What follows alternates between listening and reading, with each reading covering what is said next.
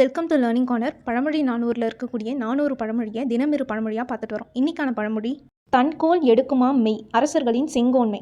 அங்கோல் அவிர்த்துடி ஆழியான் ஆயினும் செங்கோலன் அல்லாக்கால் சேர்ந்தாரும் எள்ளுவரால் வெங்கோன்மை வேந்தற்கண் வேண்டும் சிறிதெனினும் தன்கோல் எடுக்குமாம் மெய். இதுக்கான பொருளை பார்ப்போம். சக்கரப்படை வைத்துள்ள திருமாலாகவே இருந்தாலும் கூட ஒரு வேந்தனானவன் பகைவரிடத்து கொடியவனாக நடந்து கொண்டாலும் தன்னோடு குடிமக்கள் கிட்ட அருள் உள்ளவனாக நடந்து கொள்ளணும். அந்த பண்பு, அந்த அருள்ன்ற பண்பு தான் உண்மையாக அவங்கள உயர்த்தும்.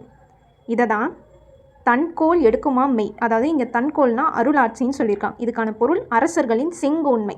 இரண்டாவது பழமொழியை பார்க்குறதுக்கு முன்னாடி வீடியோவை லைக் பண்ணாமல் பார்த்துட்டு இருக்கிறவங்க லைக் பண்ணிவிட்டு பாருங்கள். டெய்லி ஆஃப்டர்நூன் 3 o'clock இந்தியன் பாலிட்டியோட லைவ் டிஸ்கஷன் போகுது. இன்ட்ரெஸ்டட் பீப்புள் ஜாயின் பண்ணிக்கோங்க.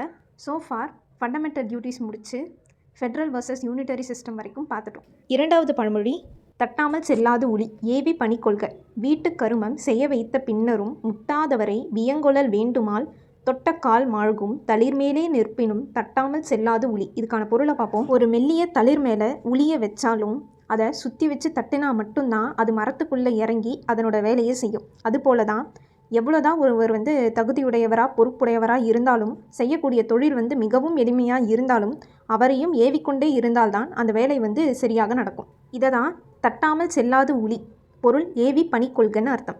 இது வரைக்கும் 190 பழமொழி பார்த்துருக்கோம். அதனோட லிங்க்கை நான் டிஸ்கிரிப்ஷனில் கொடுத்துருக்கேன், மறக்காமல் பார்த்துக்கோங்க. எக்ஸாமுக்கு கண்டிப்பாக யூஸ்ஃபுல்லாக இருக்கும். இந்த வீடியோ உங்களுக்கு யூஸ்ஃபுல்லாக இருந்தால் உங்கள் ஃப்ரெண்ட்ஸ்க்கும் ஷேர் பண்ணுங்கள். இந்த மாதிரி நிறைய கண்டென்ட்க்கு லேர்னிங் கார்னரை சப்ஸ்கிரைப் பண்ணிக்கோங்க. தேங்க்யூ.